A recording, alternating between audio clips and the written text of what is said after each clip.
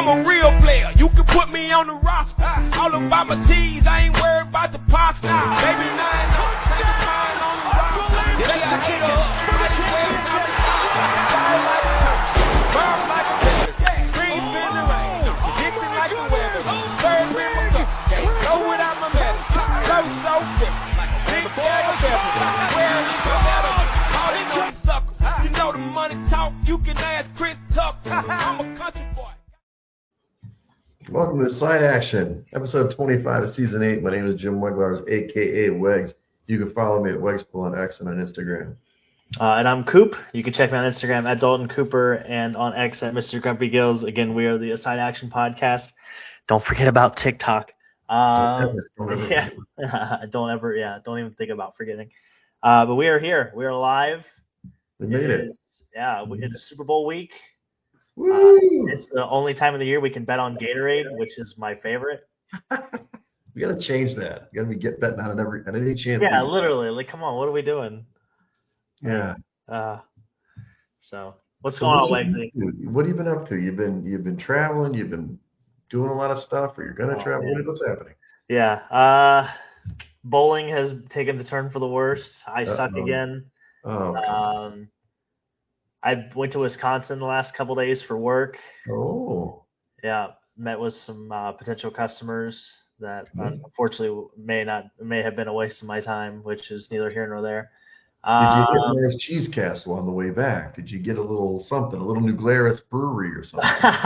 I did have a spotted cow at dinner last night. Yeah, so that is. I totally forgot too until I sat down and I ordered a water and I looked at tap and I was like, oh yeah, that's right. I'm in Wisconsin. They have spotted cow. Right. So yeah, I had that, and other than that, nothing too crazy. Just working, gymming, and just trying to survive. There you go. There it is. That's all you can do. That's all you can do. I didn't do much Friday as I've been, dry Januarying into Februarying. Nice. Wow, look at you. I'm so slim and it's so funny. When I lose weight, apparently it goes down to my chest. My stomach stays about the same. So, hey, that's great. But anyway, I played a little volleyball Saturday. Went out with, I think you know Patrick. You know Patrick, my buddy. Maybe you don't. I think he's a Ridgeway friend. He's a good guy. And then it kind of got roped into an Edmond night. Edmond was in town he's only in town for 1 week for the next 2 months or something. So we went to a place called Lemon. Lemon's in West Town. It's got a nice little live music venue and great cocktails. They also have good mocktails for me that night. And Edmund had a couple friends come out. This place called the Pearl Club afterwards. Again, great places to go when you're drinking. They have great actual alcohol. Pearl Club had spiritless spirits, so they had a tequila that didn't have alcohol in it, so I had basically a spirit-free margarita. Actually pretty good. And then I decided to break the Rivers fast and go to Rivers on Sunday afternoon, and you know what happened. Jimmy hit all the numbers, baby. Just like nothing changed. Like all of a sudden, 30 days off. Let me just get up here. I didn't even get a single point, Dalton. It's impossible to do that. And I threw an 8. It wasn't like a 10 or a 4. First throw 8. Okay, you think you're going to hit that again? No way. Let me just hit every single number but the 8. But hey, plus 850, 860, whatever. It was pretty good. Hell yeah. Attaboy. It was gone. Yeah, back like you never left, Yeah. You again. We thought we got rid of you. I'm like, no, you didn't. Here we go. Staying hot, baby. That's what we like to hear. That's right. So, let's jump right into it. It looks like you don't have any, but maybe off the top. I do. Maybe in the shed to put in there. Well, the shed is it's looking a little dry this week, but I do have a couple. First, we'll go with Penguins defenseman Caleb Jones. I don't know if you saw this or not, but he got suspended for 20 games for PEDs. Yeah, that's tough. Without pay, I don't know. that's 20 games is a quarter of the season. Yeah, that's good. I'd have to look up the figures. But yeah, 20 games. See you later. And then the other one, I do have a good club dub, but As far as the shed, I feel like it's been a light week. I mean, you could throw the Bulls in there. I feel like the Bulls belong in the shed. The whole AK situation. They have 10 guards on the roster right now, Wegsy. What are they doing? Literally nobody over 6'8" is listed, and then they literally have 10 point guards on the roster. I don't know what's happening. They have 14 second-round picks for I don't know how many years coming up. It's just it doesn't make any sense. This rebuild has been like they're doing the rebuild, but it's 2.5 years too late. It's the worst managerial like front office in Chicago, like by far. Like you could say the Sky, you could say the White Sox, but by far tough to edge out the White Sox, but it's the Bulls by a mile. In my opinion, they're the worst front office. You gotta feel like they in one of my shed people are the Bucks, but you kind of wonder if they were trying to clear all that stuff and do all these multiple trades to get Giannis in the door. So maybe they're going to send some guards to the Bucks or something. I don't know. I feel like maybe I was going to get him. It was going to be Minnesota. Yeah, but I'm putting the Bucks in the shed. I mean, at some point, I understand you want to get max value. Giannis is a great basketball player, but at some point you're going to leave. He's just going to walk out the door or something. You're going to get pennies on the dollar. Get him at his peak. I mean, he's probably just past his peak now. So they didn't do anything. It was so funny because I was hearing all the guys all week, we're on that other network, and there's, obviously I've muted that chat. I hope they're listening. I've muted your chat, people. Like, it's just too much going on about the NBA picks. But I'm like, hey, I would bet on him not going anywhere. It was like plus 1,000 for him to not go anywhere. And guess what? Yeah, he didn't go anywhere. Yeah. I'm with you. I didn't think he was ever going to go anywhere because no one was going to offer what the Bucks would be asking for. Yeah, lion's share or whatever they want. Yeah. They're not going to make it, a huge offer. So they've created their own mess, Yeah. The other one kind of foreshadowing is that Kid Rock and the MAGA crowd, like having the separate halftime show because we don't sing in Spanish. That's crazy. We're Kid Rock. I'm like, first of all, Bad Bunny's American. Let's leave it out there. Puerto Rico's part of the United States. I don't know if you checked that, but whatever. Yeah, There's right. a lot of people that speak Spanish in this country, and he has great music. Secondly, in 2020, and I understand that was a different. Well, I guess it was technically after the administration. I don't know. I'd have to check the data tapes here, but Shakira performed at the goddamn Super Bowl. Literally. Like, he performed with her. Like, it's not like he's never been on stage. He just won a huge Grammy. The guy's got skills. Let him be. Come on, people. Let's unify. Let's not divide each other. And he just won a Grammy. I know. Yeah, he just won album of the year. So the guy's good. Yeah. If you don't know Bad Bunny's songs, I was actually playing through the songs. We'll talk about them later. Which could be the first song? I've heard almost all these. I'm like, oh my gosh, that's him too. Oh yeah, that one. I've heard that one too. You're like, these are songs you've probably heard. Whatever. Commercials or something. So. Right. Yeah. No. Freddie Freeman has a Bad Bunny walk-up song every year for like the last 4 or 5 years, and apparently his son is the one that picks his walk-up song. So, I mean, come on, the little kids love Bad Bunny. I mean, what are we talking about? It's crazy, and it's only for like 15 minutes. Like, I don't know about you, I don't look forward to like the halftime show is meaningless to me. Like, you know what my halftime show at Super Bowl is going to the snacks. Like that's when I get up and I get the spread. I go take a dump. Go to the bathroom. You do what you gotta do. Yeah, I feel like the halftime show is more for like maybe the women or just the people that are not interested in the the game. Maybe they're there for the commercials and X, Y, and Z. It's for the wags. We know that. I get it. It's okay. Like I've had many people go as soon as the halftime show is over, they'll leave the party or the game's going on. Oh yeah, you don't care. You just want to see that in some of the commercials. So. All right. Well, who you got in Club Dub? Well, first Club Dub, I have Myles Garrett. I don't know if you've seen this or not, but he is the second player in NFL history to win the Defensive Player of the Year unanimously. He got that tonight. NFL Awards is going on as we're recording this. So J.J. Watt was the other one to do it, and that was back in 2014, the only other time that unanimous Defensive Player of the Year had happened. And then the other Club Dub I had, this is crazy. I know you're not a big hockey guy, but it's Quinn Hughes. It's Quinnesota, if you will. So get this out, okay? So he already has the record for the fewest games to reach 200 assists at 263, okay? Now here's the kicker. He has now tied Ryan Suter for the most 3+ assist game for the Minnesota Wild. Ryan Suter played 656 games for the Minnesota Wild to set this record. Quinn Hughes has played 25. Oh, wow. Yeah, so he is already arguably the greatest defenseman to play for the Minnesota Wild. He got traded earlier this year from Vancouver to Minnesota. If you don't follow hockey at all, the Central Division right now is just an absolute bloodbath. We could throw the NHL playoff format in the shed. That could have been one if we wanted to, but yeah, really good. Quinn Hughes, hockey is coming. Olympic hockey starts next week, so that's pretty sick. He's going to be, he's an American. He's going to be on the team, and hopefully the Americans can win gold for the first time since the Miracle in 1980. That's what we're looking at. My gosh, I can't believe it's been that long. Yeah. So, I mean, I believe in miracles. Do you believe in miracles?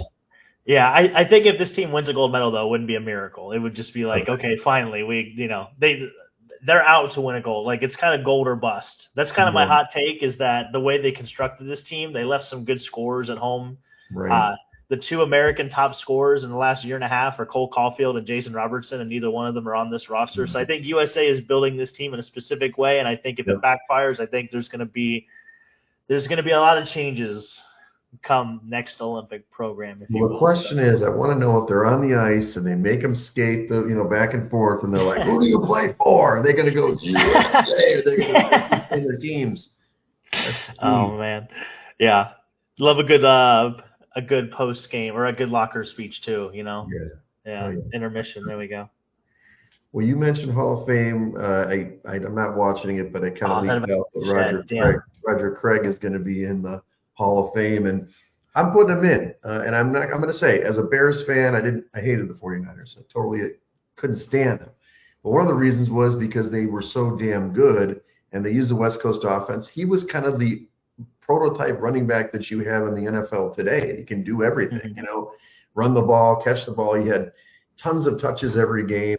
Had that, plus he, if Ridgeway's listening, she'll know. He had that knee style that Jimmy Wegs runs with. I read that high knee style, just like Roger Craig, Right. You probably should have run so high knee when you get slower, you're not getting much ground. But Roger Craig, get on in there. You had a great flat top back in the day too. So hell yeah. In there. And then he's probably looking forward to the Kid Rock concert. A guard, Kansas guard, Darren Peterson. We talked about him a little bit last week, how he's one of those freshmen that's kind of going off. He's really hasn't played that much this year. He's actually missed a lot of games. They're kind of treating him with kid gloves. Like last weekend, he didn't actually play the full game.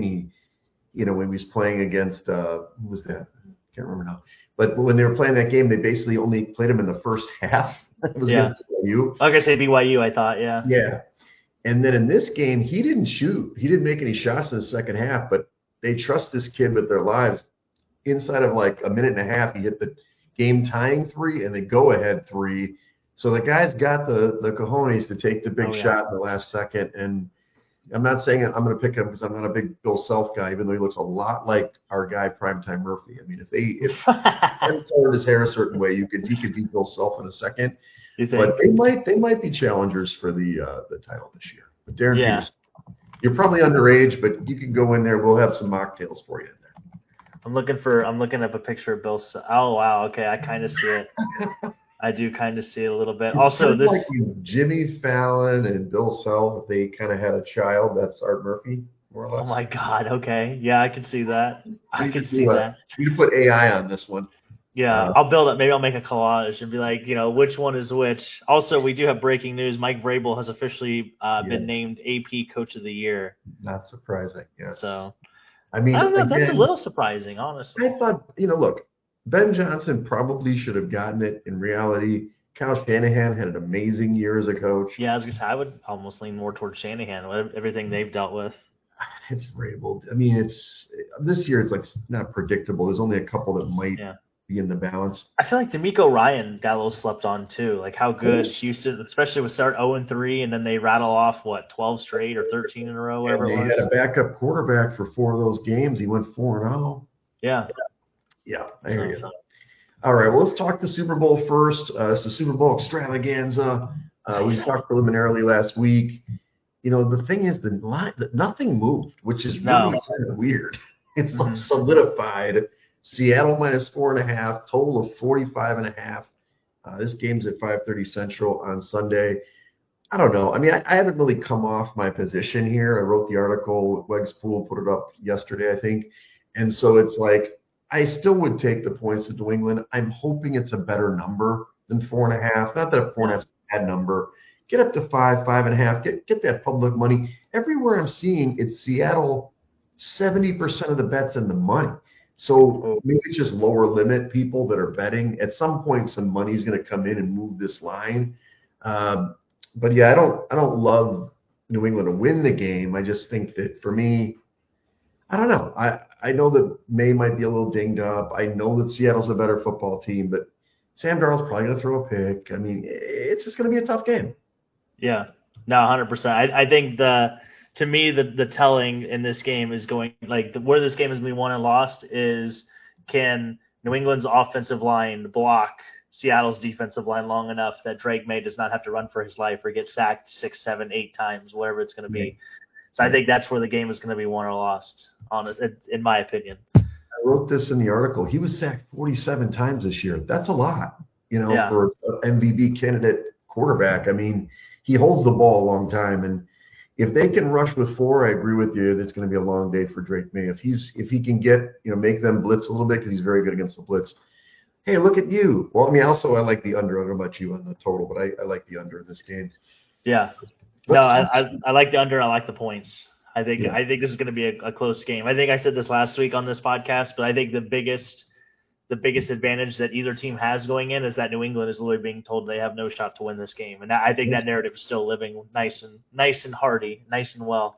When every person is picking Seattle, and I mean every person, everybody, podcasts I've been on, the podcasts I've listened to, ESPN, who's taking New England besides Robert Kraft? I mean, that's literally bad. That's really bad. Vegas will need the Patriots now. You know what I mean? And that's usually comes through, at least for the points. Yeah, and I mean, there's nothing New England loves more than being disrespected. And then Robert Kraft I should have put him in the shed honestly because he got left off the ballot for the Hall of Fame as well. So I think to throw gas on the fire, exactly. It feels like the band is back. It feels like the early Patriots are here again. The mid 2000s is happening all over again. Sure. And I'm with you. I don't know if I'm willing to bet the money line, but I would definitely take the points. Yeah, the money line gets a little muted. It's one of these things that I guess we'll give you some tips with betting. If you do like the dog, I get it. Plus 194 seems like a good number, but it probably should be higher if you're a 4.5-point dog. It's just because the books know that people bet the money line, right? Especially, public bettors like, oh, let's take this plus money thing. So they're not giving you the best of the number. So maybe if you do like Seattle scores a touchdown early, get the live line. Which is usually helpful, or live money line. Let's talk about some props, Dalton. You mentioned May, obviously, if they're going to protect him or not. We'll start at the top of the QBs. The numbers, I'm a little surprised. Like May's passing yardage number is only 213.5, and both Darnold and May are at 19.5 completions for the game. Darnold's at 229.5, so a little bit more, but they're kind of considered to be the favorite, so maybe he won't pass that much. I thought this was a little low for May. I mean, especially if they're trailing, they're just going to figure that he's not going to put up the ball much. Yeah, I mean, on the season, too, he's thrown for 4,394 yards, even if you just take the average of that. I mean, to your point, the game script is going to probably dictate him throwing the ball quite a bit because, again, this Seattle defense is really good. I just don't see them all of a sudden not being able to stop the run. I feel like if they could – I think the Rams and Seahawks were probably, the Super Bowl, quote unquote. They're, the two best teams in the league all year. So I have a hard time seeing this Patriots team all of a sudden moving the line of scrimmage. They've been mediocre at best. I mean, honestly, the best part of the Patriots this postseason has been their defense. Like their success rate against the run, they're 33%, I think, on defense for success rate in the run. I cannot remember who was first in the NFL in the regular season, but they were at 36%. Mm-hmm. So they're better than the top team was this year against the run in the 3 games they've played in the playoffs. So if you took out, I think Herbert had like 60-some yards rushing. You take him out of the mix, running backs are getting like 35 yards a game. It's ridiculous. Yeah, it's insane. It's not getting there. and then to your point too, the defense in general, first of all, they've sacked the quarterback 12 times, I think, in 3 games, which is pretty good. That's better than their, season. And then they've forced a lot of turnovers, 8 turnovers. So let's see. The defense playing good. Yeah, I mean, the defense has been literally the reason why they've given up 3 points, 16 points. So they've given up 26 points in 3 games. So that's like 8 points a game, give or take. Yeah, that's pretty salty. that's what I'm saying. Like, that. It's just the values on the Patriots there. I mean, I know a lot of people love the alt lines in Seattle, and I can understand why you want that. It makes me worried. Obviously they could blow them out, and I could be wrong, and that's fine. It's no big deal. But another prop I do like in this game is the field goals. I think you should take over 3.5 or over 4.5. I think it's one or the other. I did see on the sports book, but I think this is going to be an easy field goal game for sure. 2 defensive coaches, they're probably more conservative. They probably will take, field goals with them. So to your point, do you like, and I haven't bet it yet, but so Kenneth Walker, you like him under? He's at 73.5 yards rushing against that Patriots offense or defense. This is what the little rule is. If you like overs in the game, you want to bet them right now, immediately, as soon as you can. After you listen to this podcast, bet your overs. Wait for your unders till close to game time, because this will probably move up as people bet overs. So Walker at 73.5. If you do like the under, like I do, I'll probably wait till Sunday to get this one. But I like it. I don't think he's going to go for 73, 75 yards. No, I mean, for the season, he's averaged 60.4 yards per game. Right. His success rate is right around 44%, which isn't terrible, but it's hard to handicap him just because he is the horse. Like, he's going to get the ball, 20 times.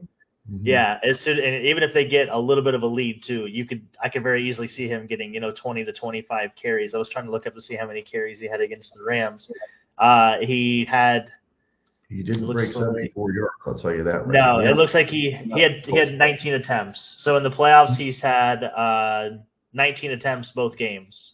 So he had 19 against the Niners and then 19 against. But he was like 3.3 yards per carry against the Rams, and I think the Patriots front's a little better. So that's very true. I just, like I said, I think they're gonna him getting a week off. I think will be helpful, but I could see him getting the ball north of that number. Right. So what about for the Pats? You like Stevenson? He's at 49.5. His combined yards 76.5.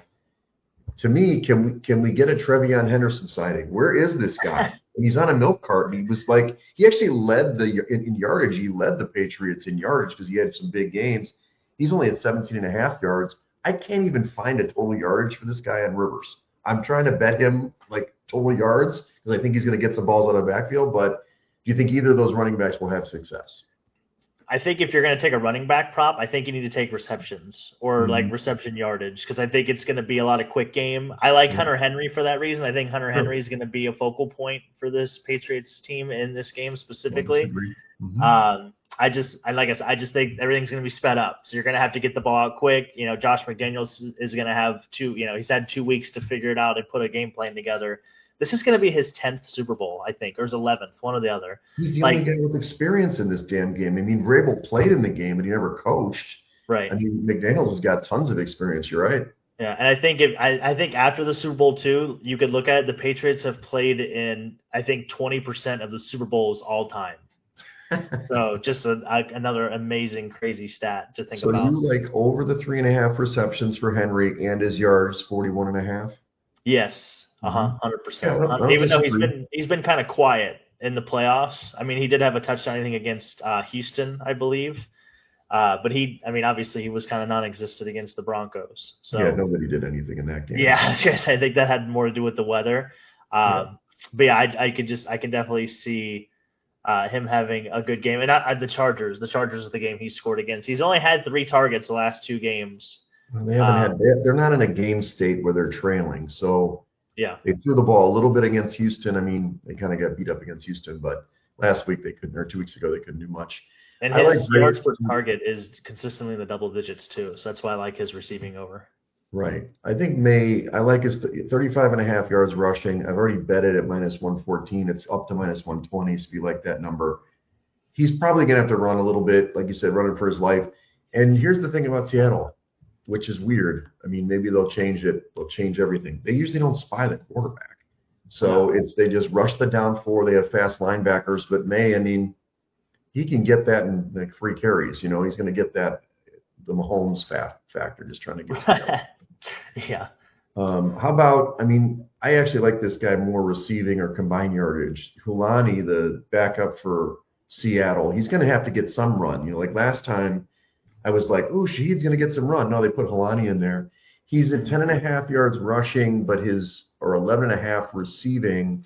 His combined is 24.5. I kind of like the combined yardage just in case he breaks one of those passes. He's going to get those dump offs. When he comes into the game, they know they're not going to run right up the middle. It's probably going to be draws or screens or something. So I like that on that deep dive. No, that's not a bad play. I mean, if you look at just it's a very small sample size from just his whole season in general. But I mean, just dating back to the Rams, he had 4 targets, he had 3 catches for 27 yards, and his catch percentage is 75%. So that's pretty good. Yards per target is right around 7.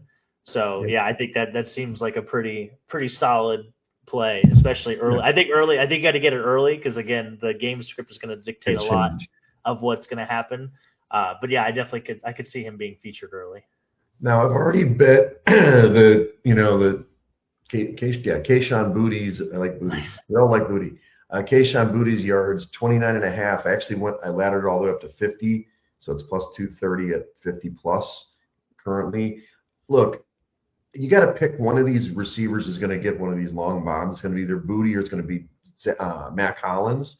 Yeah. Hollins kind of like his longest reception. If he gets the longest reception in the game, that's plus 1,000, whereas Booty's plus 750. I kind of like that Mac Hollins plus 1,000 longest reception because he's only going to catch 1 or 2 balls, but they're going to take a shot with him at some point.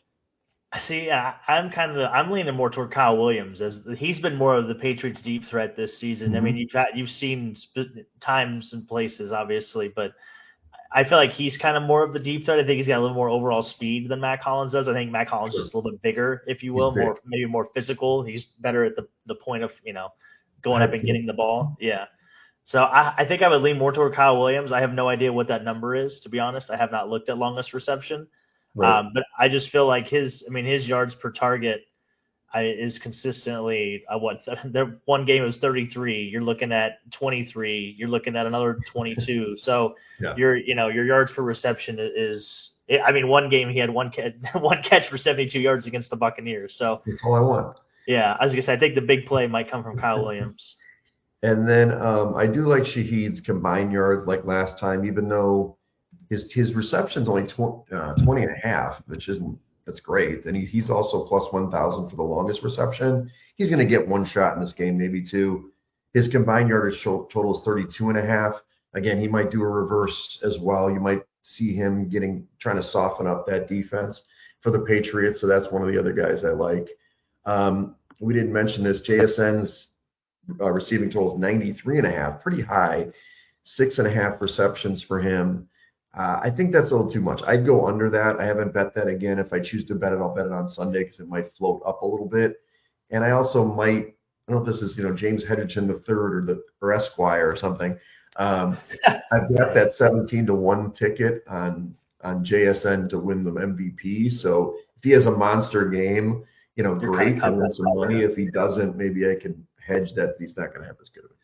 Yeah, I'm so used to the Patriot way being that you're going to have to find a different way to beat the Patriots than what you're used to, and I cannot see Mike Vrabel letting JSN take over this game whatsoever. I just feel like it's going to have to be somebody else. It could be Jake Bobo. I don't care. It's got to be somebody else other than JSN. I think all the resources are going to be expended making sure that he does not wreck the game. So I'm big time fading JSN in this game. Great player. I cannot see. I can't see him either. I think you're right. They're going to double team him, make him go to. They're going to quadruple team him, Barner or whatever. I mean, so yeah, I agree with you. So speaking of Bobo, since you brought this up, TD props. He scored last time. He's 50-1 on first touchdown, 12-1 overall. Obviously, the top of the board, you've got Walker, who's like plus 410 for the first and minus 186 anytime. And down the way, I've already bet Kayshon Booty. plus 17 to 1 and plus 310 anytime. Is there anybody you like either for first time or anytime touchdowns? Cooper Kupp. Cooper Kupp. Yeah, Cooper Kupp. My little Cooper Kupp. I do like. I just think he's going to be a little overshadowed. I think. Mm-hmm. I just think there's going to be so much attention on JSN, on Kenneth Walker, that he's still got enough. He's still got enough in the tank to be a good player, to make an impact. We saw that in the NFC Championship game. Yep. And I do think that him and Sam Darnold have good rapport. So that's probably where I would lean for. He's 13 to 1 for first touchdown and plus 250 any touchdown, which is good. Okay. Yeah, I was gonna say I like that for the Seahawks, and then like I said, I think for the Patriots, I think it's got to be Hunter Henry. I think that's just what my loins are telling me, that it's got to be Hunter Henry or no one else.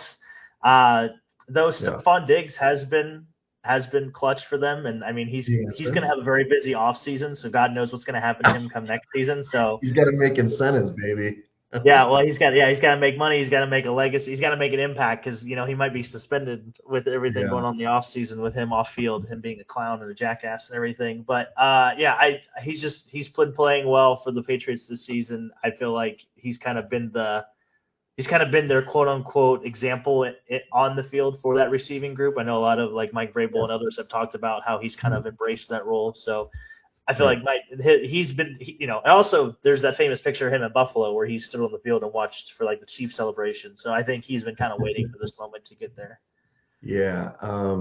Well, that's true. That's true. By the way, I was going to ask, did you talk to Papa Wegs? Because Papa Wegs is big on Cooper Kupp. We'll get to that. Oh, is he? Nice. Oh my God. My dad doesn't bet at all. He's in Colorado, and typical my dad. He's like, James, my son. And it's like, $20 on Cooper Kupp to win the MVP.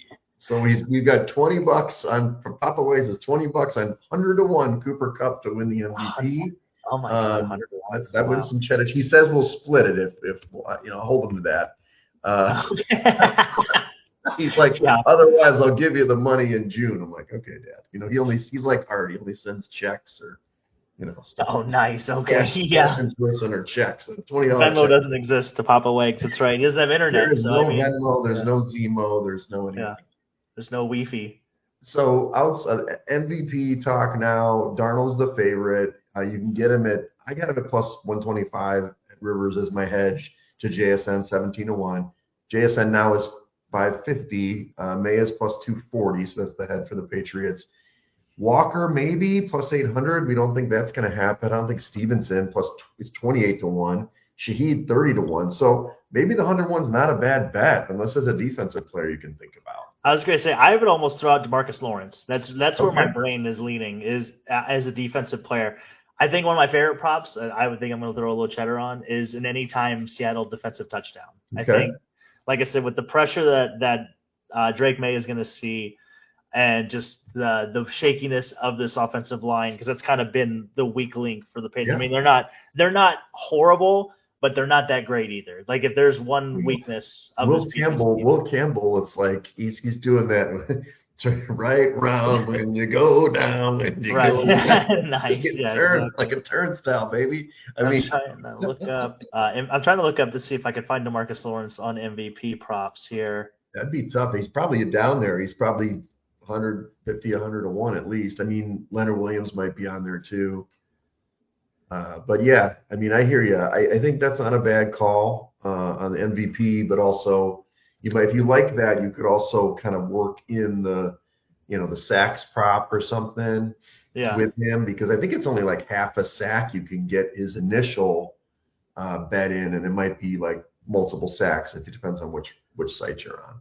Yeah, I'm looking at DraftKings right now. I cannot find a Super Bowl MVP future anywhere. Yeah, Rivers changed it where they've got all these tabs. You got to go to the right, and MVP is separate. It used to be much easier to find within the bets thing. But there's so many props on the Super Bowl. Oh, it's insane. It's almost ignorant what this is. It's crazy. While you find that, I'll talk about some long shot props that are available for pretty much every Super Bowl. The total sacks in the game at 5.5 is there. It's minus 105 for the yes, minus 125 for the no. I haven't bet that, but just kind of interesting, especially, both defenses have gotten after it in general. The old scoregami, you know, the scoregami, that's like Oh, the yeah. unique score. That's 20-1. I haven't bet on that one. Okay. It's only, What about the octopus? You I going with did the bet octopus? on the octopus, baby. 12-1. Nice. The octopus is basically somebody scores a touchdown, and then they also get the 2-point conversion. They have to be the runner or the receiver of that. I did bet that. I did bet 2-point conversion attempt at plus 138 and successful at plus 305. Wow. So okay. it just has to be one of Yeah. obviously it has to be an attempt for one and then a separate success. It doesn't have to be the same one. If I get this, so I'm on the octopus, and so I want that both. I want to get the 12-1 and 1 plus 138 plus 305. If that happens, I'm gonna be jumping up and down. I also bet the quarterback reception. That's 10-1. Actually, I got 20-1 on it. It's down to 10-1 at Rivers. So nice. Okay. I got it early. So all I want to see is just a little halfback pass. You know, get to that quarterback. Boom, little Philly special. I'm surprised you didn't take the more than two, like the 2 pass attempts from a quarterback or what? I think it's like 2.5 passers or something like that. The way it's listed this year at Rivers, and again, you got to check every book is different. They said somebody to throw, run, and catch the ball. So we have to do all 3. That doesn't mean that they won't do it, but it's a little different than that one that we've seen in the past. Yeah, it was plus. It was like 2.5, 2.5 passers. DeMarcus Lawrence is 90-1, by the way, plus 9,000. He's tied with Drew Lock. Drew Lock has the same odds to win MVP as DeMarcus Lawrence. Devon Witherspoon could be another sneaky one. He is plus 10,000. Christian Gonzalez is plus 10,000. Yep. Yeah, I mean, there's a lot of good value. Hunter Henry is plus 13,000, so 130-1. That could be. I mean, a tight end it's really tough to have them win, but maybe. Yeah, tell it to Travis Kelce. Though I guess he has never won a Super Bowl MVP, but. I mean, it's worth a little pizza money, a little couple bucks, you know, a little cheddar cheese. Couple bucks. And then a couple of other fun ones that I didn't bet on. The big man touchdown means offensive lineman touchdown. I guess it could be defensive lineman too. Right. That's 20-1 as well. And then we already mentioned the scoregami. So yeah, fun stuff. Let's talk about the silly ones. I know these are your favorite. We've got the fun props that, you know, usually they're not at all books, so you've got to kind of just do it with friends. National anthem over under 2 minutes. What do you think, Coop? Who's doing the national anthem? Do we know? Charlie Puth. Oh, gotcha. Yeah. He does he did that song with Wiz Khalifa. Remember when Paul Walker died? I think, right? That's Charlie. Yes. Yeah. I'd probably take over. I mean, that's usually a safe bet. Everybody wants to hold that last note. You know, that's 5 seconds at least, right there. Yeah, like come on, keep going. Yeah, so I would definitely take the over on the 2 minutes. Yeah. Coin toss minus 105. Heads or tails? Tails for sure. I mean, come on. Tails never fails. You know that. Right. Except when we bet it. And then these are some fun ones you could do at your party that I like to do. Maybe I'll do it at the party I'm doing it. First commercial. This is just with friends. Animal or baby?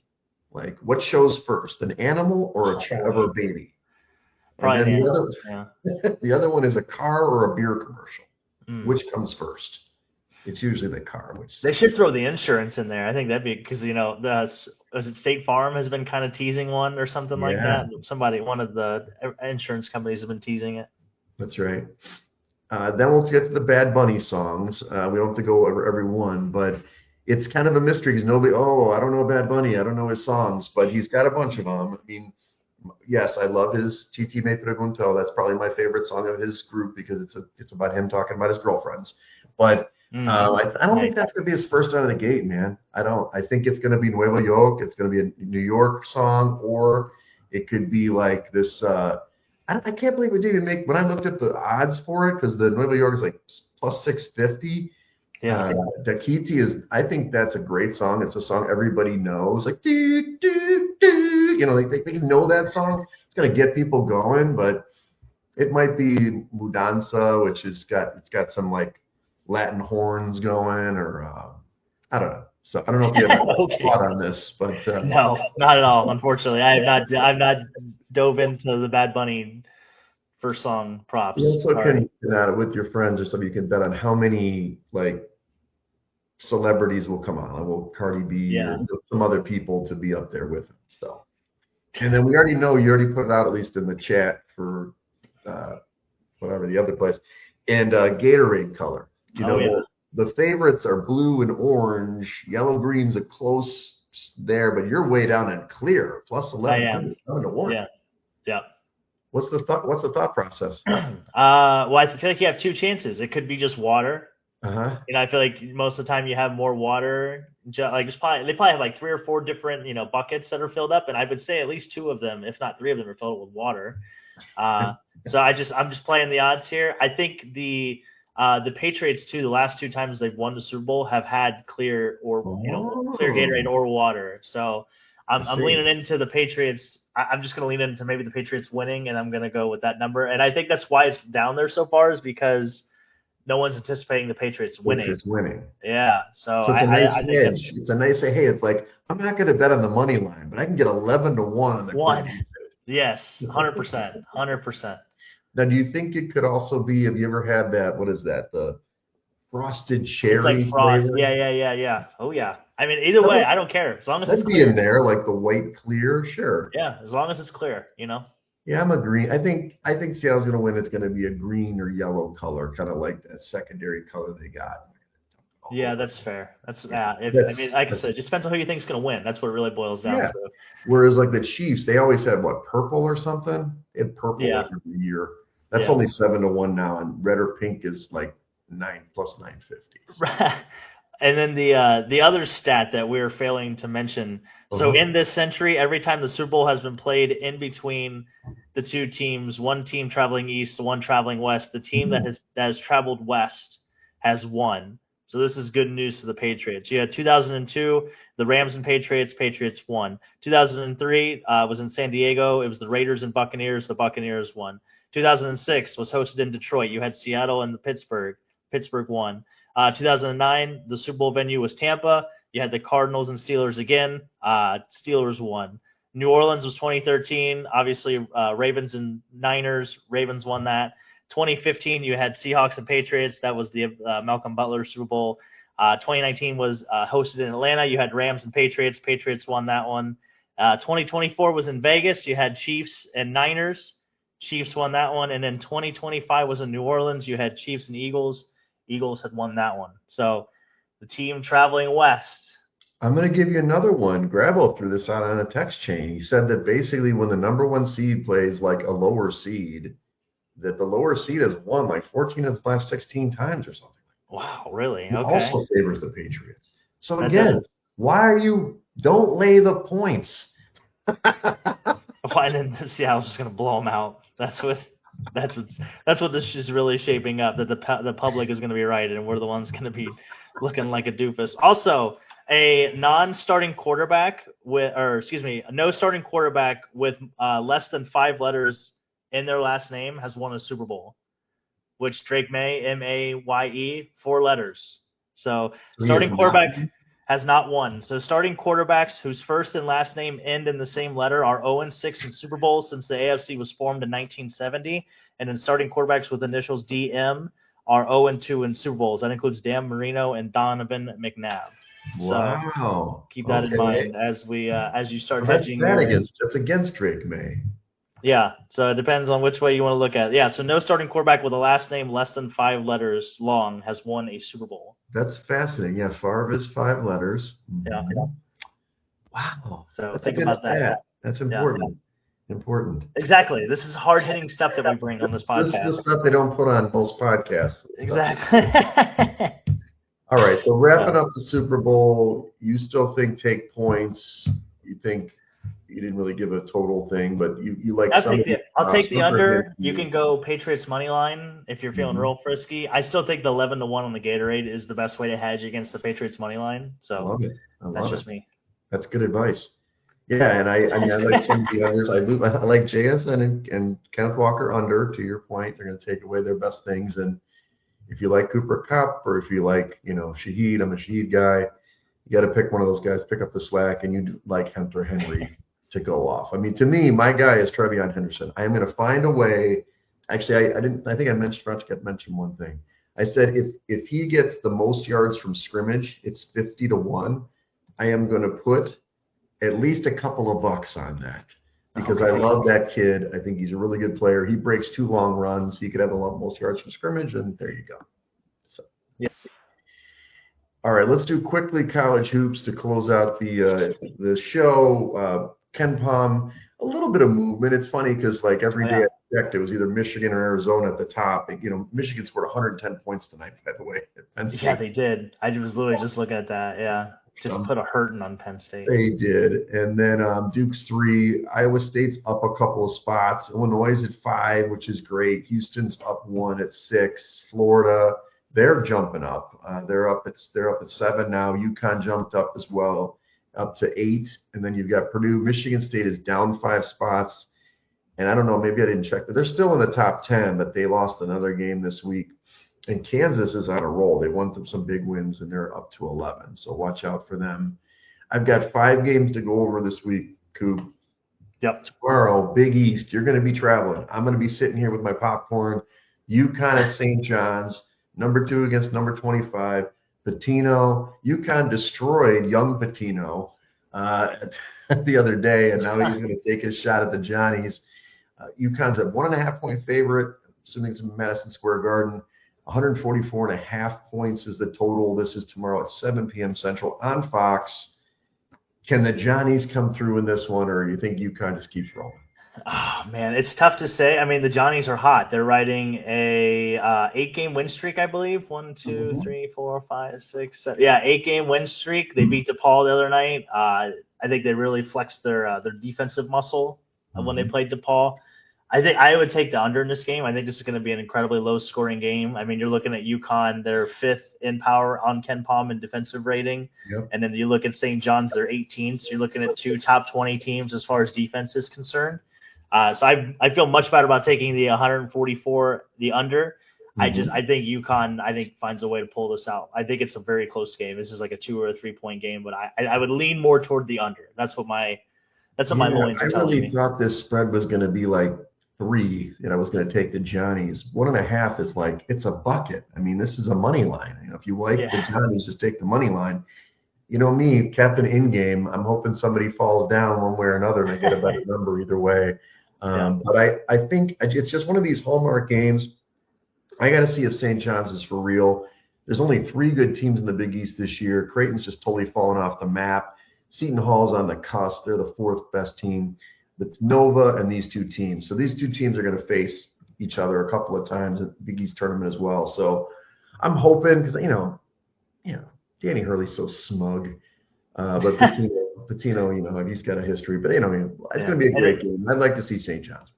And if you look at UConn, when they do step up in class, when they played Kansas earlier this year, Kansas is 9th, I think, overall, and 8th in Ken Palm overall defense.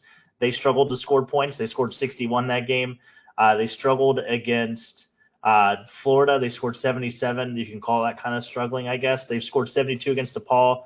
They scored 69 against Seton Hall, which Seton Hall, I think, is up there as far as defensive rankings. Yeah, they're 12th. So when they do step up in class on the defensive teams, they do seem to struggle when it comes to scoring a little bit. So I think that's it's got the makings for an upset. Let's put it that way. You can paint the picture, but I would still take the under. Yeah. All right. Big games on Saturday. You've got Duke, North Carolina. This is obviously a hallmark game. It's in Chapel Hill this time.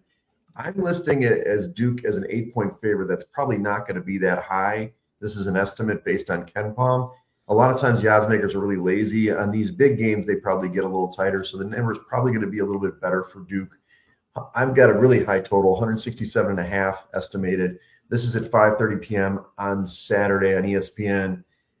I think Duke's going to crush them, but I'm not a big Duke guy. I'd love to see North Carolina win. They've got Caleb Williams. I think it's Caleb Johnson. Oh, damn it. Caleb Wilson. Caleb Wilson. He's a really good ball player, but I'm just seeing if they can stop the big man for Duke and see what happens with Chapel Hill. But I think Duke's a better basketball team by quite a bit. So I'd probably lay it if it gets lower than the 8. If it's 5 or 6, I'd probably lay it with the Dukies.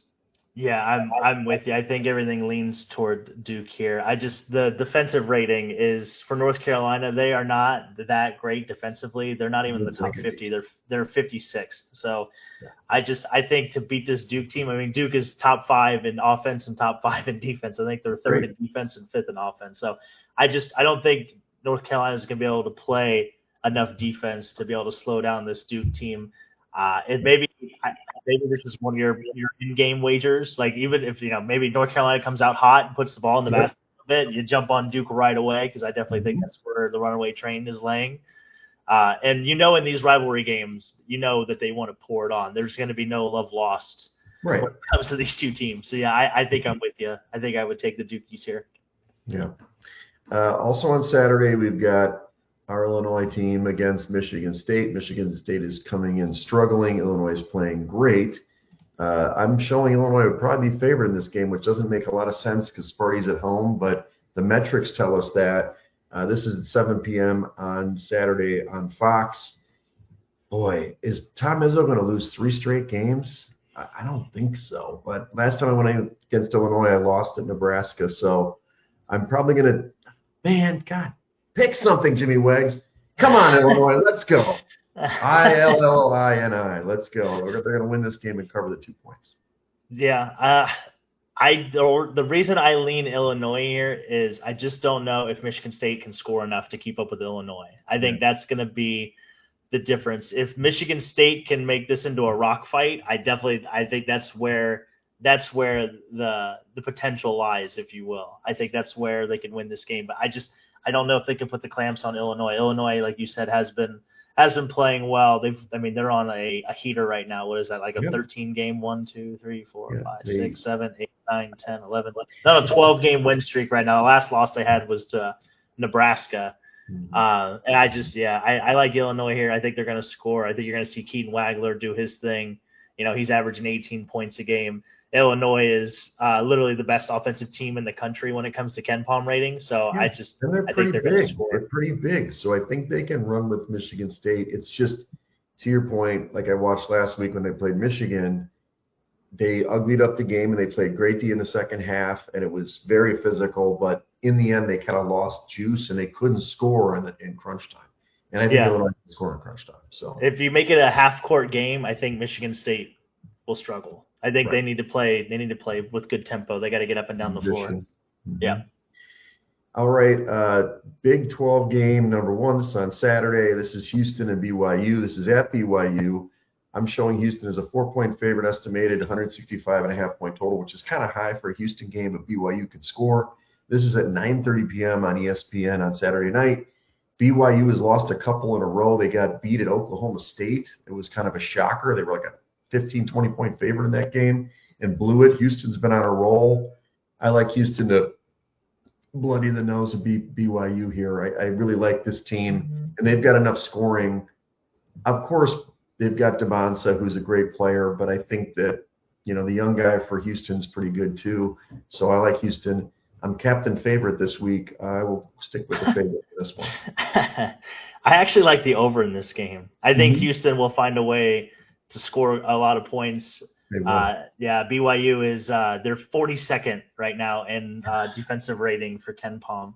And they will put the ball in the basket. I just think they're young, and I just think they're going to have BYU is that when you have these young teams, I think they ride waves, and they're definitely obviously riding that down wave right now. So maybe it is a good time to get in on BYU and maybe take them. But I would feel much better about taking the over in this game. I think that's where your consistency lies. But I think I would go contrarian here. I think I'm going to talk myself into taking BYU. I think they'll find a way. They are at home, which I think is helpful for those young teams. They've played 2 road games back-to-back at Kansas and, like you said, at Oklahoma State. So it gets, like I said, those young – when you're talking like a young team, it's hard to get them to focus, I think. And I think after that letdown at Kansas, they just kind of had that mental lapse against Oklahoma State. I think they get back on track. Had a tough week. You play Arizona early in the week. You go to Kansas. Then you go to Oklahoma State. That third game out of that stretch, now you come home to Houston. I mean, that's and they played Texas Tech before they went Texas Tech, Utah, Arizona, Kansas. Like that's a tough string. That's 3 top 15 teams in 4 games that you had to play. So tough. That's the Big 12. That is the You Big gotta 12. strap up your chin strap. You got to play football. On Monday, I highlighted this game, another Big 12 game. Arizona, top team in the nation, against Kansas, who's hot, as we mentioned. I think Arizona is going to be a short favorite. It won't be 3.5 like I've shown. I think it's going to be like 1.5 like we saw at St. John's, but I still think they'll be favored. I think this is going to be a high-scoring game. 170 points is my estimate. These are top Really? teams. This is Monday, big Monday, at 8 p.m. on ESPN.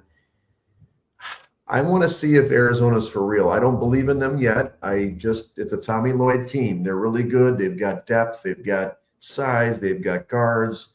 Kansas is playing at a really good level. I'm going to take Kansas plus the points if they're dogs here. I was gonna say, I almost think you got to watch out for Arizona. They do play Oklahoma State.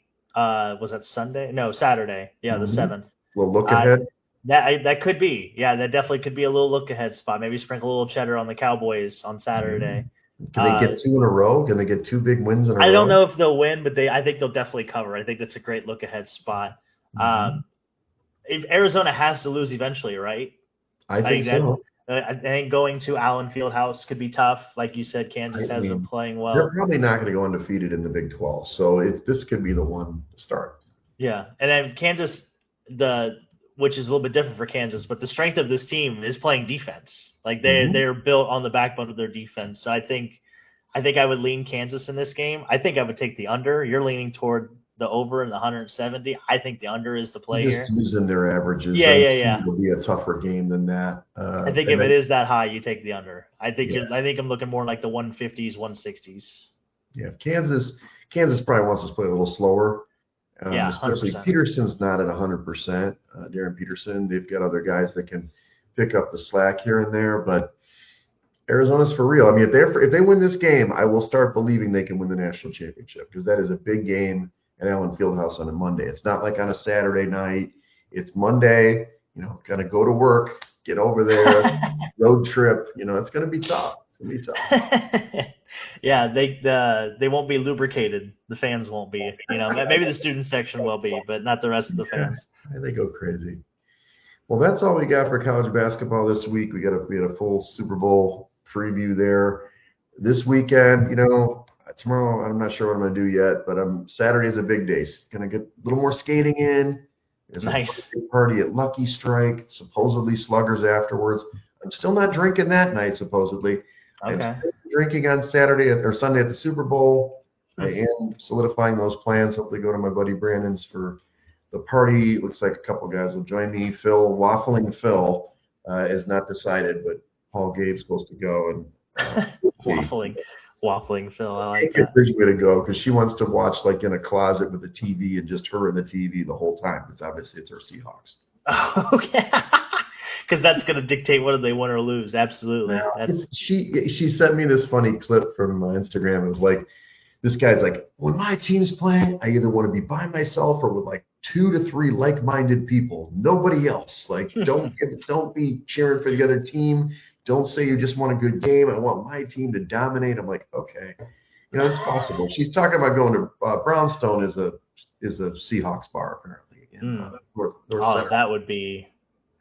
What if I they lose? I told her I want a seat. I'm old. I'm not going to stand for 4 hours or 5 hours watching your Seattle Seahawks play. I'll go to a party and sit on my booty. Yeah, God forbid they go to overtime. That would be a nightmare. Man, yeah, no, that's true. That's a good point. And I mean, like you said, you got to have a front row seat to the Bad Bunny concert that's going to happen. Bad Bunny. Yeah, Bad Bunny. So what are you doing for the game? You just going to cook up some chili and chill out there at the crib? Steph is having a little thing in her house. Nice. We're still up in the air on that. Mm-hmm. I'm not sure what we're doing. I know Friday night I'm heading out or tomorrow night I'm going out to Rockford. They're doing Michael Lawton is doing a jersey retirement for Rockford. He was a goalie there for a long time. Okay. And then Saturday we're doing the radio show like we normally do. We actually did an interview today with the former owner of the Schaumburg Boomers. I don't know if you saw that they sold. Oh, they did? The Boomers sold to Rev Entertainment, which is a subsidy of the Texas Rangers, basically. Okay. So they now own 2 teams in this area. They own the Kane County Cougars and the Schaumburg Boomers. They have like 3 or 4 more teams that they own too, like baseball and football. And I think they own a hockey team as well. So we'll see what that means. But I thought that was pretty cool getting to chat with him about that and just kind of getting perspective and seeing how it all went down. So that'll come out Saturday morning if anybody listening to this is in the area and wants to check that out. But yeah, I mean, other than that, we're living the dream, you know. Yeah, we're waiting on clear Gatorade. That's what we're waiting on. Waiting on clear. I'll be on primetime college hoops tomorrow afternoon too. You know, I'm just Mr. Podcast now. Yeah. I'm actually going to be driving that. I'm learning how to do what you do in the StreamYard. I got to drive. I've got to drive tomorrow. So. Oh, you're driving the bus. Hell yeah, nice. Well, you should be. You should be host. You're our college hoops expert. Sure. Well, follow us at Side Action Pod on X, Side Action Podcast on Instagram. Don't forget about that TikTok ever. I'll do it. Follow me at Wegs and X on Instagram. And I'm Coop. You can check me on Instagram at Dalton Cooper and on X at Mr. Grumpy Gills. Again, we are the Side Action Podcast. Happy Super Bowl. Live it up. It's the last football game we're going to have until all the international games next year. I don't know if you've seen that come out. We'll discuss that. I was going to say we'll discuss that, I'm sure, at some point before our season is over of podcasting. But, yeah, enjoy the football while it lasts, and we'll see you next week. That's right. There it is. Love you guys. That's a wrap for this episode of the Side Action Podcast. We appreciate all of your listens and thank you for joining us. We'll see you all again next week. Side Action Podcast, its owners and associates take no responsibility for the opinions or statements made by the show hosts or guests. Statements or show topics are not necessarily the beliefs of this podcast, and opinions of the show hosts and guests may conflict. Individuals following the advice given on the podcast accept their own risk of loss, as the Side Action Podcast, its owners, hosts, associates, or guests will not guarantee any advice given. The opinions and advice given are for entertainment purposes only. Gambling problem? Call 1-800-GAMBLER. Intro credit to OTMG the Vet, Old Me versus Young Me Part 2.